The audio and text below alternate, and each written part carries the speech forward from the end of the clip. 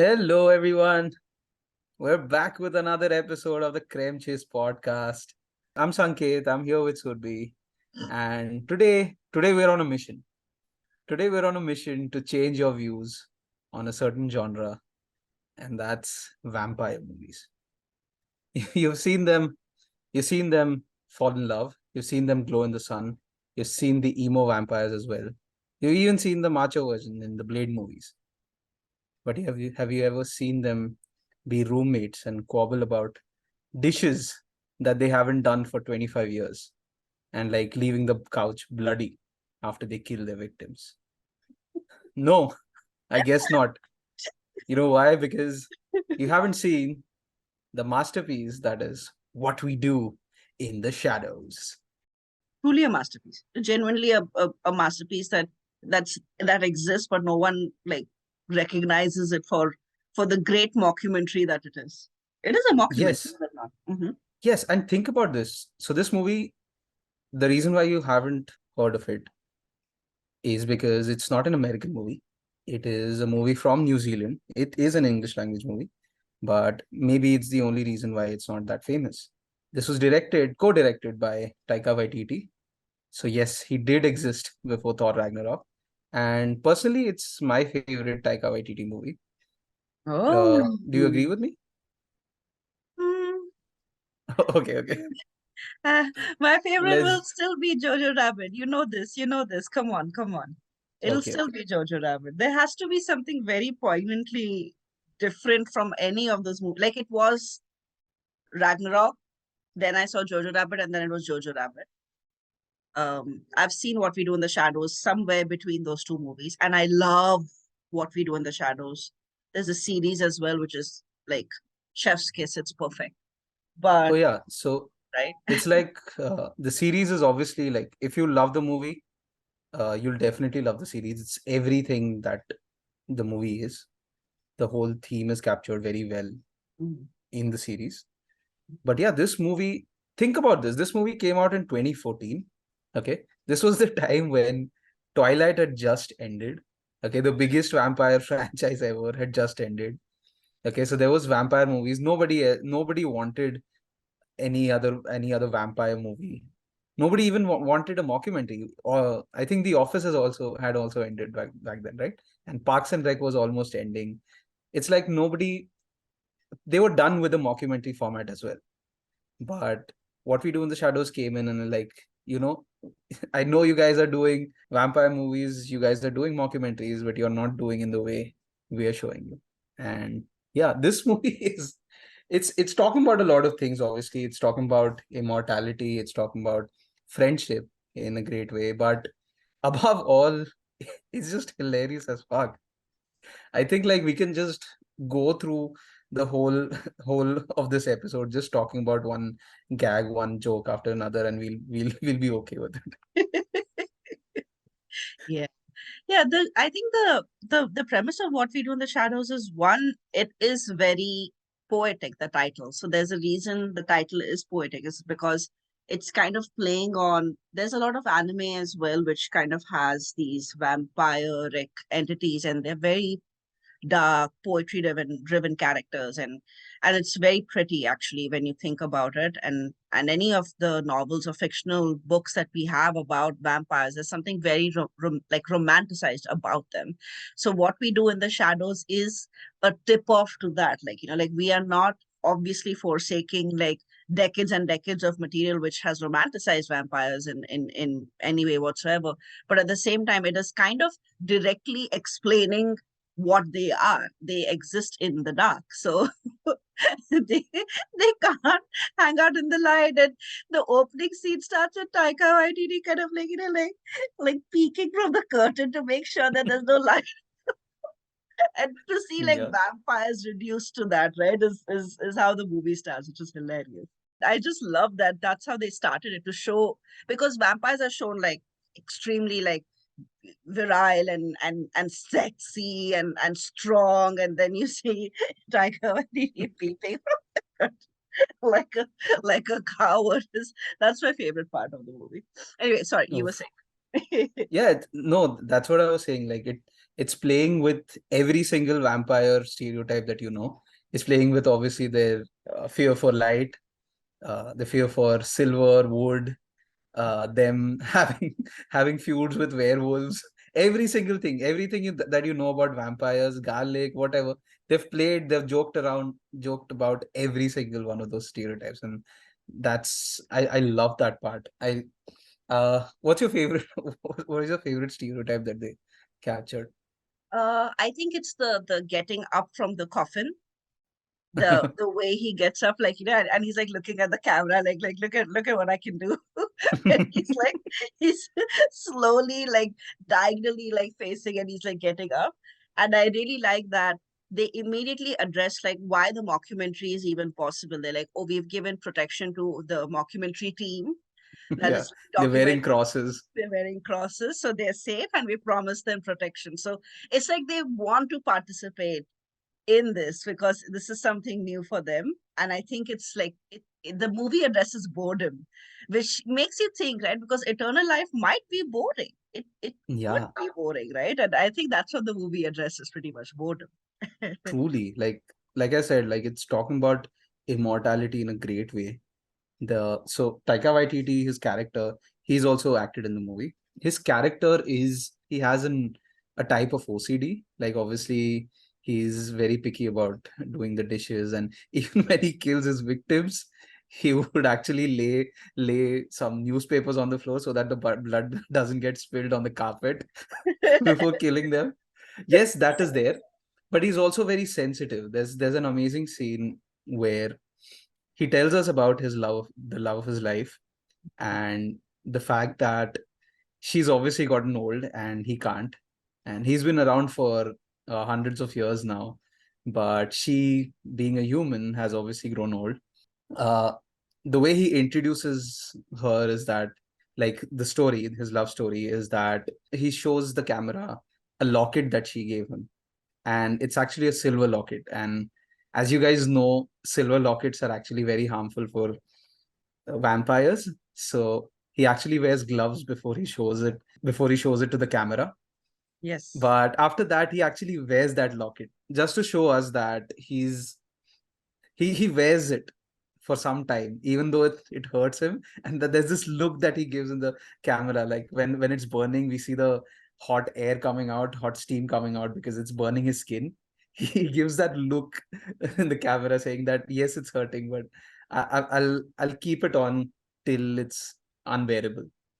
And yeah, I think, like, it's a funny scene, but I think that's a great way of showing us what immortality is. We, like, of course, humans think of it like a boon, but it also comes with its breakbacks. Mm. Just kind of addressed in the Twilight shows as well, right? Twilight movies where you always see Edward kind of not okay with, I think, Bella becoming a vampire because eternal life is a burden. And I think Taika Waititi actually addresses that. Like, he actually talks about it being a curse in many ways because you are leaving people behind and you are outgrowing actual, like, the generation that you began in is always going to be the one that you're most comfortable in, and that's not the world around you anymore. That's also changed.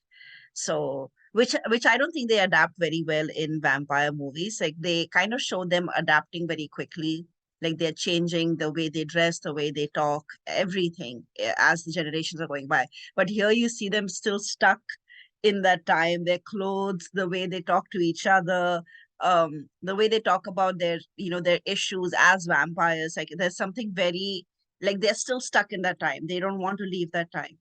And you see him when he goes to meet, what's that Nosferatu meet looking character called? Peter Peter. When he goes to meet Peter, and he goes, wakey wakey Peter. doesn't like it. That's what. They're like, okay, here's a chicken wing. He is sensitive that way. There's another scene, like I spoke about, him wanting, like, him laying the newspapers before he kills the victims, but he actually plays music for them before he kills them, because he wants them to have a good time, because it's their last last minutes on last minutes alive. So he does that. I think he's the most sensitive one. What about the others? What do The you think others about the are, other characters? well, one is like a bad boy, isn't he? Oh yeah, He's a resident bad boy. He's the rebel. And he's also a Nazi vampire. He was a Nazi vampire. was a Nazi vampire. And there is one thing about the movie which is eternal. If you don't watch the movie, that's okay. But just type What We Do in the Shadows dance scene, and Oh, I I guarantee you that you will feel like, you know what? Fine. I will listen to Suri and Sakati. I will go and watch the movie just for that one dance scene, because it's just the irony of it, where there is like this man who's doing something. Like, it's not even that it's like a dance that only old people did or something. It's not that way. But it is just that the dance is ridiculous. And his two vampire roommates are like, have like glasses of wine, and then they're like just observing observing this man have a dance, looking at each other uncomfortably, waiting for the dance to end, which is like, I think that is the most like prominent roommate moment, because there's this times, in the day where your roommate's like, wait, I have to show you something, and this is really important and it's really cool. And because you're roommates, you put up with it, because what else are you going to do? that was hilarious. I've never thought like an Indian. That was Indian, right? Indian, or I think Middle Eastern or something. Yeah, yeah, yeah. I never thought that that music would go with that type of a dance. At one point, he's actually rubbing himself. Yeah, he's just like doing something which is clearly inappropriate, but this vampire. And keep in mind that, what is the name of the vampire who's haunted by the beast? Because we have to address the No, I beast. don't remember the name. I don't Um, remember. Funnily, I only remember Peter. This yeah, I only his remember name. Peter, and Peter's the one who's like not not there that much. Like, he has the least screen time, I think. Yeah, he only comes out for the chickens. I think his name is Vladislav. Yeah. So, but Vladislav is the vampire that is like, I think he's very playboyish. He's very sexy. He's very popular amongst the ladies. And when we see Taika Waititi's character kind of waking everybody up, he goes to Vladislav's room, and he, knocks, and he opens, and you see, and I think this is the genius of direction, right? I'm sure they used a green screen or something, but it's so smart, because you open the door and you see it's like this infinite red velvet bed, and Vladislav is in the center of it, and there's like I think 100 women around him, and he's in the middle of some kind of orgy or something. And when Taika Waititi opens the door, he says, "Oh, sorry," and he closes the door again. Awkward roommate moments where you walk in on your roommate, having sex or making out or just naked, and and cut to like the next 2 seconds, Vladislav opens the door. What is it? Say, there's a roommate meeting in 10 minutes. It's a 20. But I said 20. And you have to watch that scene to understand what I'm saying. Like, it is not an infinite room. It is a regular room, but because they're vampires, they can transform those spaces. So they've kept that very aligned with the vampire rules of existence as we understand. We see I think Viago, right? Is that the character, or am I wrong? The one I who don't makes remember. I don't know why I remember Peter, man. He's the yeah, most forgettable character out of the four. but he's like still extremely I think there's something extremely like endearing about him, because there is no explanation as to why Peter is a vampire, right? He's like a feral Yeah, animal. He's an he's probably the 8,000 oldest old. of them all. Yeah, he's 8,000 years old, and he's a feral animal, and he resembles Nosferatu, but he's not Nosferatu. And there is He is sort of like the elder of the group. It's like, so there's this time where they obviously bring victims because they're vampires, they have to kill humans, and the movie doesn't shy away from it, obviously. yes, So they obviously kill victims. When yeah, they so in one of the scenes they bring one of the victims, and they're chasing him. The victim's actually fleeing, and he gets out of the house, and the three are chasing him, and immediately Peter just gets him and Taika Waititi is disappointed. He's like, oh yeah, guys, Peter got him. It's like they're not even fighting. They're They're not not even even fighting because it's like like, he's the we elder. win. We have to respect him. It's fine. And I think you see that a lot in like those college run households, right? Where you have like college roommates, and if you have a college senior, you don't mess with them because they're a senior. Yeah. And I think He that's actually converted one of the three vampires, right? The one that you were talking about. yes, he did. So that vampire's name is Viago, and Okay. and I think the the entrance of um so the entrance of Taika Waititi's characters, he's the one who rounds everyone up. Like he's Viago. He's the person who takes care of everybody. Like Sang said, he's the sensitive one. And when he gets everybody to like start their day, you'll see him like talking to Deacon, who's like hanging upside down like a bat. And if he goes, "Hey, where have you been?"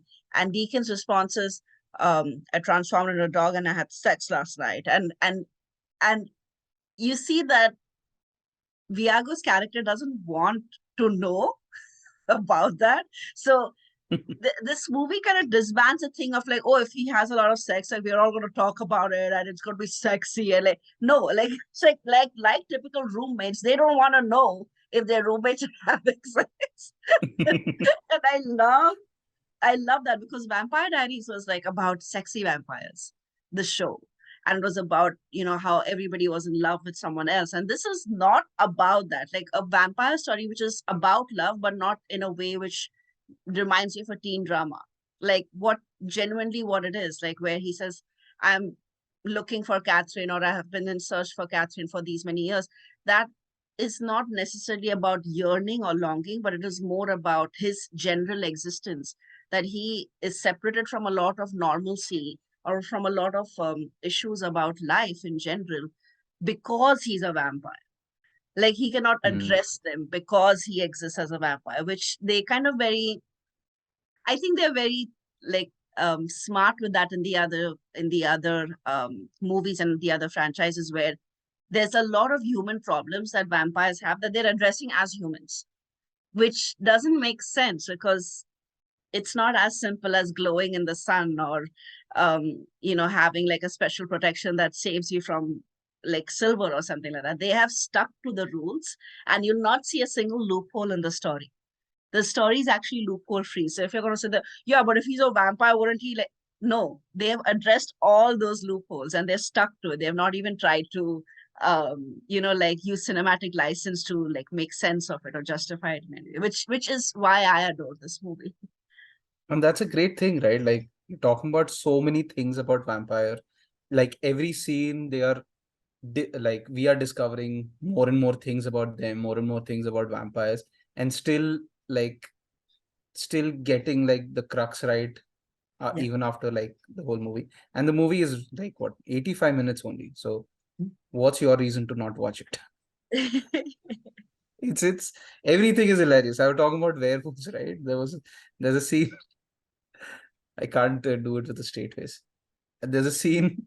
So they have rivalries. The vampires obviously have rivalries with the werewolves. They have joked about Twilight, by the way. Yes. So, so vampires have rivalries with the werewolves, and they meet on this street, and they're facing each other. They're dissing each other, and the werewolves are like, "Oh, do you want a bundle of sticks? Will that make you go away?" And one of the vampires like takes a bundle of sticks. Here's a bundle of sticks for you, and he throws the bundle of sticks. And the werewolf actually chases the bundle of sticks. Like, Steve, you don't do that. Everything, man. Like I said, this came out in 2014. Everybody was tired of vampire movies. They didn't want any more vampires in their lives. And this movie was like, no, no, you haven't had enough. Here are more stereotypes about vampires, and you're still gonna get it. And Yes. that's a brilliant thing. Hmm. Every like play joking about every stereotype, that's pretty amazing. It is pretty amazing. And keep in mind that this is not a parody. Like Vampire Suck was a parody and Oh of yeah. Twilight. This is not a parody. This is genuinely like walking us through the lives of these four vampires and giving us kind of a day to day on how they operate and how they function. And again, just because it is funny or it is dark funny doesn't mean that it's not a masterclass in direction. I think they did this on a very low budget, and they figured out different ways to kind of like steer in the lack of budget into kind of showing like rickety old places, keeping the company of the characters to the bare minimum. Because if you see like these again larger franchises, you'll see hordes and hordes of vampires, and then whenever you watch this, and you always think in hindsight like, how come none of them have been caught? Like, how is that even possible? And then this movie addresses how vampires can exist amongst us and not ever get caught. Yeah. Um, so there is a lot of beauty to that form of narration, because one it's a masterclass in direction.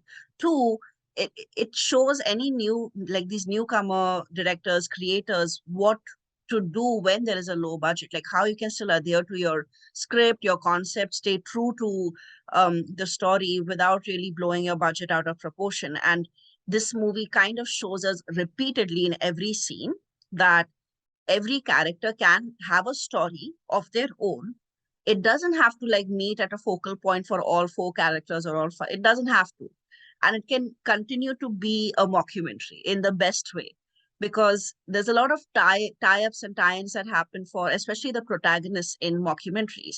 But that's not what is happening here. They're basically saying that this is a day-to-day report of these four vampires that we've selected because we think they're interesting. What do you think about it? And I love that narrative. They are stuck to the narrative throughout the movie, and it is so cute. And they're adorable. They have very dark pasts, but they are very adorable in the present. Taika Waititi's character is obviously like, I think that's my favorite character, barring Peter. Oh, so obviously it's my favorite as well. And the familiar, the human familiar, Jackie. Oh yeah, I love Taika Waititi. So again, one trope that they played at was that he's obviously his girlfriend is actually getting old, right? So he's like, I know, and she's what, 90 years old or something. So Taika Waititi is facing the camera and he's like, so he obviously looks 30, but he's obviously 200 years old. Yeah. So he plays around with that joke. He's like, I know you guys are saying that, oh, what about the age gap?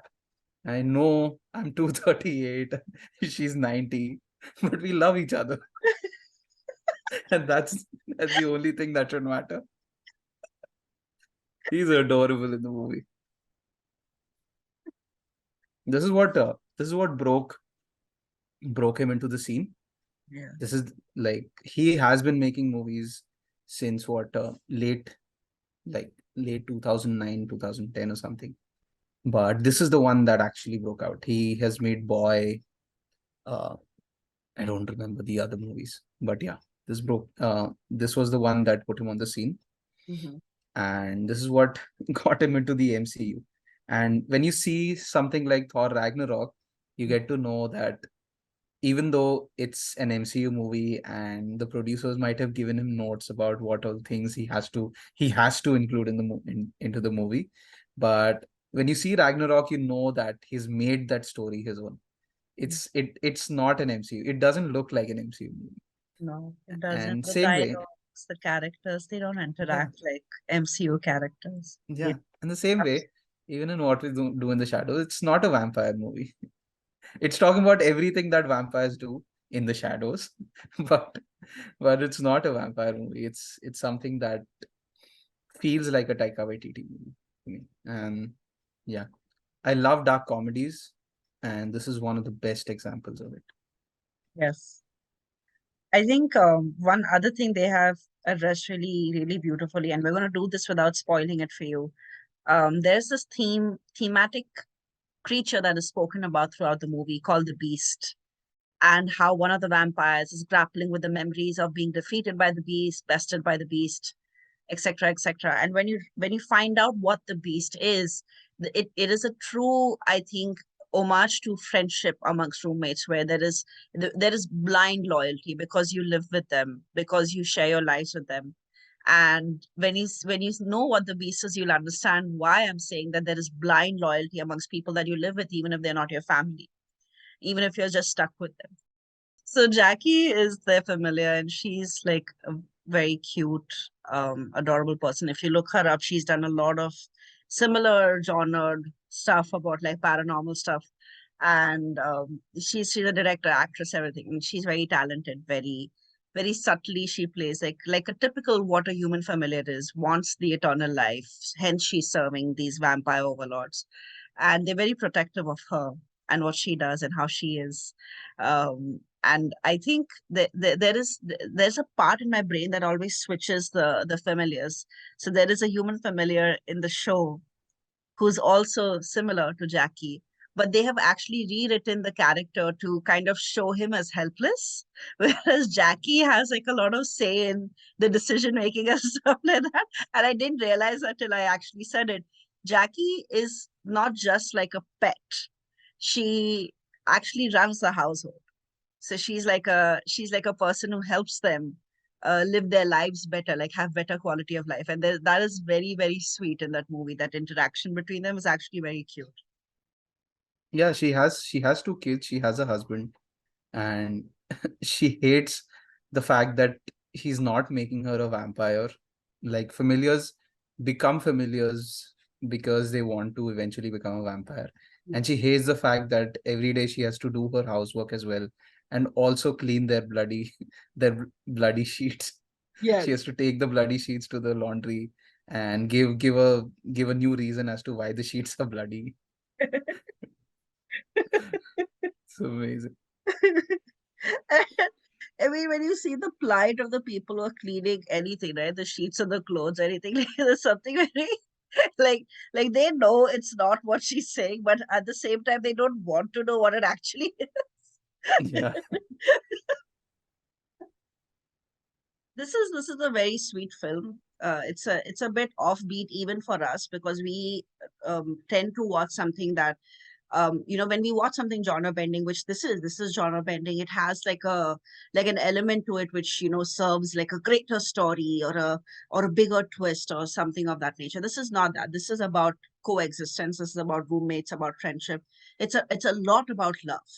It's not about the sexy romance kind of love, but it is about love. And if you've not watched it, please watch it. Please give it a go. And if you've already watched it, then maybe revisit some moments that you guys liked a lot and then let us know in the comments. Please like and share and subscribe. And we know you're watching and we really love that. But start sharing, guys, with your friends so that we can have like a larger community, get more maybe recommendations and kind of work ourselves up from there. Because honestly, there is so much content that we want to review. We are going to probably look into reviewing graphic novels and video games as well in the future, and we would really appreciate any feedback you can give us about that. So we love you and we miss you, and we'll see you soon. Bye. Love you. Bye.